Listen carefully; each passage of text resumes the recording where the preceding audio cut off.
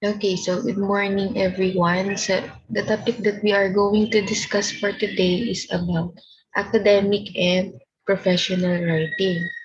So, first, let's have the components of academic and professional writing. So, the first component is the context. So, what do we mean by context? It refers to the situation where professional writing is performed. So, this is your reason, okay, why you write something or why you write particular text. Okay, next, the message. Okay, so when we say message, it refers to the content of your document. So here, these are the details or the supporting details that talks about your topic. Okay, so it consists of your main topic or your main idea and the details or the informations that supports it. The next component is the language. So when we say language, it refers to the channel used to convey the message. So it is the language or the words that you used in writing a particular text. So for example, we have verbal or non-verbal. What else? Uh, the formal or informal language and many more. Next, the other component is the purpose. When we say purpose, it is the reason or motive that you have when communicating. So this is your purpose why you write particular text. Okay, what is your reason behind that? Or what is your motive? Is it to inform or to persuade or to entertain and many others? Next, so we have two levels of purpose. The first one is what we call general purposes. So when we say general purposes, your purpose is just to inform and to persuade, okay, not to entertain, okay.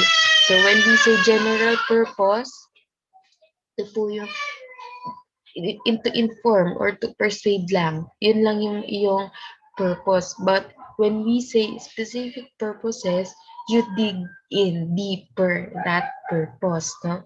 So it is the reason why you want to inform or to persuade your target audience. So for example, your general purpose is to inform. So your specific purpose must be the reason why you want to inform your audience or your target reader. Okay, so that's the basic difference of general and specific purposes. The other component of academic and professional writing is the audience. So when we say audience, it is the receiver of the message. Okay, it is your target reader. These are your target audience or the receiver of what you want to share, okay, in your text. Next, lastly, we have the product. Okay, so when we say product, it refers to the output that you intend to produce. So ito po yung pinaka-output nyo na or yung pinaka-final paper nyo na natapos nyo. Okay? After considering all the other components. So, of course, when you write, you have to consider all the components that we have discussed here. Audience, message, context, and etc. Okay, so if you all consider that components and you come up with the final output or final paper, it is called the product. Okay, so that's or I mean those are the components of academic and professional writing that you have to remember. Okay, next, let's proceed with the academic writing. So let's define academic and professional writing, and what are the tips in writing those two. So first, let's have academic writing. When we say academic writing, it's a type of writing produced by students in an academic setting. Okay, obviously, by the word itself, academic, okay, it is done in school. Okay, it is done by students. Okay, so that's the basic definition of academic writing. And its main purpose is to inform and to persuade, not to entertain. So you only have, you only choose, okay, between two purposes, either to inform or to persuade, but not to entertain. Okay, so when you are writing academic text, okay, your purpose should not be entertain your readers. Okay, you have to choose between to inform or to persuade only, since it is a formal writing. Okay, just like what I have said, it is impersonal and formal. Okay, your academic writing should be formal in terms of language, in terms of format. Okay, and it should be impersonal. It should be objective. Okay, so dapat po, okay, since it is a formal writing, yeah, uh, avoid or you have to eliminate including your own thoughts, including your own opinions on your academic paper. Okay, and in academic text, you need to build a wide-ranging field-specific vocabulary. Okay, so you have to think of words. Okay, you have to use words that are really uh, widen your vocabulary. Okay, so you have to choose words na mas makakapapalawak pa po yung inyong vocabulary. But of course, you have to make sure that the use or that you are using those words correctly. Okay, you have to research for the definition of each words and how to use it in a sentence and etc. Okay, so you have to widen your vocabulary in writing academic text. Okay, so let's proceed now with the general tips in writing academic text. Okay, so let's proceed now with the general tips in academic text or in writing academic text. So first tip is to follow the basics in the writing process. So what are these basics? So first, you have to be clear with the assignment. Okay, since it is done by students, it is done in school. Okay, so you have to be clear kung ano po yung pinapagawa ng teacher. Okay, if it is an essay, if it is a research paper, okay, you have to be clear. You have to be uh, you have to be sure of what particular academic text you are going to write, okay, or you are asked to write. Okay. Next, analyze the context of writing. Okay, so you have to uh, you have to be clear. Okay, diba sabi ko nga kanina, kailangan alam niyo po kung ano yung pinapagawa sa inyo if it is an essay. So, if you already clear with that, if you are already sure na essay yung pinapagawa sa inyo, then you have to analyze what are the correct format in writing an essay, uh, what are the guidelines in writing an essay, and etc. Okay, so what is your topic? So how are you going to write? What are the ideas? How will you arrange those ideas and etc. Okay, so you have to analyze the context of writing of what specifically text that you are going to write. Okay. Next, have a clear purpose and audience in mind. Okay, so you have to be clear with your purpose, if it is to inform your audience or to persuade your audience. Okay, and of course, you have to be specific with your target audience. Okay, next, make your thesis evident. Okay, so make sure that your main idea is clear. Okay, and uh, you are only focused with one main idea or with one thesis statement. Okay, so again, make sure that your paper should focus on your main idea or thesis statement. Next, stay focused on your topic. Eliminate unnecessary details. Details. Okay, so just like what I have said, kung paano ka nag-focus on your main idea or thesis statement, you have to focus on one topic only. Kung ano po yung inyong topic. Okay? And we have to eliminate unnecessary information.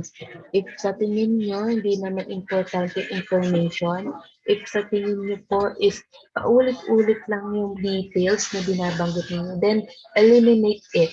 You have to sum up with those ideas, with those redundant ideas, para po hindi masyadong ah madaming information pero paulit-ulit lang, di ba? So, yan po. Next, read some academic texts that use a rhetorical pattern that is similar to the one you are writing. So, make sure, okay, to browse, to research same writings or same text that you are going to write. So, make sure po na mag-research ka po. For example, if you are going to write an essay, then research an essay that is similar to the one you are writing. Okay? Para po masundan mo, okay? Para po meron kang guide, okay? Doon sa rhetorical pattern. When we say rhetorical pattern, yung correct format of that essay, for kung paano po inorganize yung ideas. Okay? So, yun po. Again, hindi mo siya ika-copy-paste. Kukuha ka lang po ng idea. Okay? Next, make sure you use sufficient cohesive devices. So, we already discussed what are the cohesive devices. These are the transitional words or phrases that makes a smooth transition from one idea to another. So make sure now that you are using cohesive devices on your text. Okay? Para po mas smooth yung transition nyo from one sentence to another, from one idea to another, from one paragraph to another. Next, avoid wordiness and redundancies. So, katulad ng sinabi natin kanina, okay, you have to avoid po yung napakahabang text or napakahabang sinusulat pero paulit-ulit lang naman yung idea. Okay? So, avoid that and of course, avoid redundancies of words, redundancies of ideas. Okay?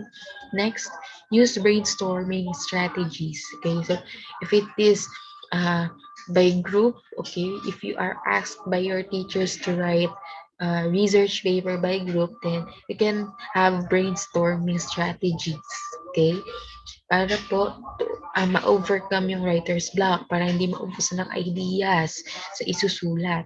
Okay? And of course, you can have brainstorming by yourself kahit mag-isa ka lang, di ba? Katulad lang po niyan, yung listing, okay, you just have to list ideas na pwede mong isama so that when you are about to write, okay, meron kang kukuhanan ng ideas, yung mga ginat down mo, okay? So, yun po yung brainstorming by yourself or individually. Next, edit and proofread your work. Okay? So, kapag tapos ka na sa sinusulat mo, you are done, you can double check or triple check, proofread your work, okay? So that you can eliminate necessary details. Okay? You can check their spelling, grammar.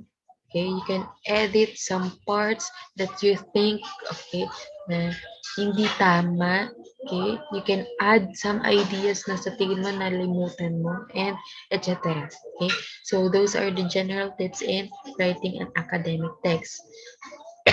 I mean, those are the basics in writing, no? So, yun po yung basics. Yun yung first tip. Next, second tip is use quotations. Paraphrase information as much as possible. Okay?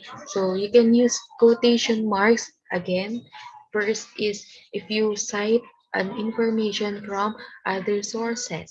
Okay? Kapag kapag yung phrase na yon ay sinabi ng isang tao, okay? So, you can use quotations. Kaysa naman sa isusulat mo siya as a sentence, okay, masyadong mahaba. Then, pwede naman pong i-quote mo na lang and then you cite the source, okay? So, sabi dyan, paraphrase information para po hangga't kayang mapaiksi is mapaiksi. Short but meaningful. Okay? Next, as much as possible, avoid using an imperative tone. So, avoid po natin yung masyadong authoritative yung tone natin doon sa pagsusulat. Avoid po natin parang nagko-command. Kaya nga, sabi, di ba, huwag tayong gagamit ng exclamation mark. Diba? So, yan po. Next, avoid excessive font effects. Okay? So, make sure na you are using proper boldface, proper underlines. Okay? So, wag nating i-overuse. Okay? So, kailan ba mag-boldface kapag may title, mag-underline lang kapag may keyword na gusto kang i-highlight, and of course, you will going to use um, or you are going to italize words na, for example, kung ang language na ginagamit mo is English and then naglagay ka ng Tagalog word dyan, then i-italize mo. Okay? So, yun po yung sinasabi sa number 4. Be consistent with the type of English you use. Okay? If you are going to use an American English, then be it. Okay? Yun lang po ang isulat ninyo. Okay.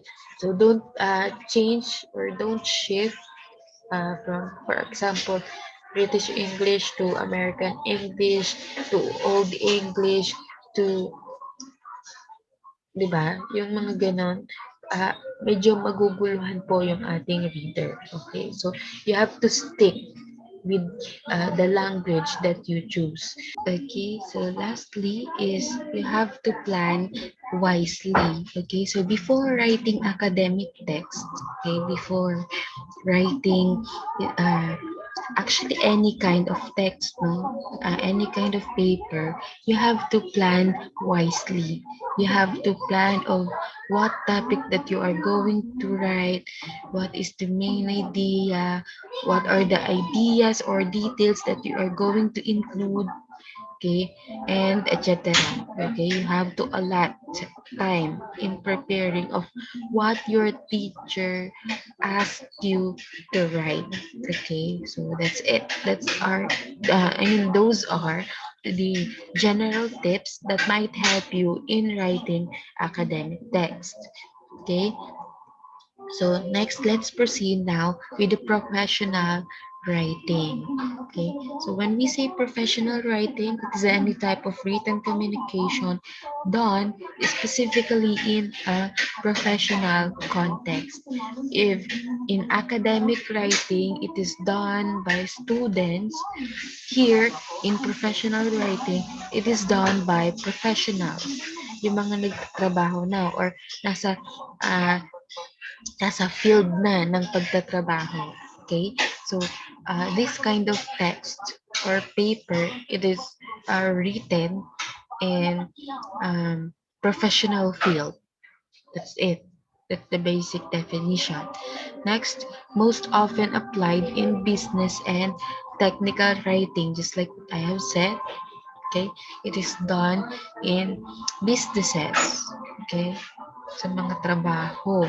Okay? Especially, yung mga gumagamit po ng mga technical writings, yung mga gumagamit ng formal paper, yung dinadaan lahat sa letters, and etc. So its main purpose is to inform and persuade readers just like po doon sa ating academic text. The main purpose, or I mean, you can choose between two two purposes, okay, which is to inform and to persuade, okay, not to entertain. Okay, next is it aims to communicate information to a particular audience. Okay, so uh, your goal in writing this type of uh, paper, um, the goal or your goal in writing professional paper is to have communication between your colleagues or your boss. Okay? So for example po, gusto kang i-propose sa iyong department or sa iyong boss, meron kang business proposal, then you have um, to write, okay? You have to write or idaan mo po yun sa ganyang sulatin, okay, sa paggawa ng professional writing. It uses business English and a more personal tone. Okay, so mas doon po sa academic text, no, mas ano to, mas tawag dito, mas malalalim po yung English, mas technical yung language or yung English na ginagamit, and sabi niya, mas personal yung tone. Since ang ano mo dito is to, for example, to propose an idea mo, so mas personal yung tone. So kung ang purpose mo is para makausap yung boss, meron kang or yung HR. So, mas personal yung approach dito sa professional writing. Okay? And it is also objective and emotional, accurate, concise, and forward. Okay, so again, just like in academic writing, you have to be objective in writing. This dapat puro facts lang po ang ilalagay, and emotional. Of course, since it is a formal writing, you have to be accurate kung ano po yung gusto mong sabihin. You have to be concise and straightforward. Huwag nang magpaligoy-ligoy na dadaanin sa mabulaklak na salita. Kung ano po yung gustong sabihin, you have to be straightforward sa pagsulat ng professional paper. So what are the general tips in writing professional text? So you have to follow the basics. Okay, so what are the basics in writing? So of course, you have to be clear with your purpose. Diba? Katulad din po sa academic text. You have to know, or you have to be specific with your target reader. You have to be clear with your purpose if you are going to inform your target reader, or you have to persuade your reader. So you have to be clear with that. Next, consider the context of writing the document, di ba? Kailangan i-consider mo yung proper format, kung ang susulat mo po uh, is a professional, I mean, if you are going to write, for example, business proposal, then sundan mo po yung correct format kung paano gumawa ng business proposal. If you are going to write, example, mm, resume. Okay, you have to update your resume for your HR. So, kailangan po correct format yung gagamitin. Okay? Depende sa type of text that you are going to write.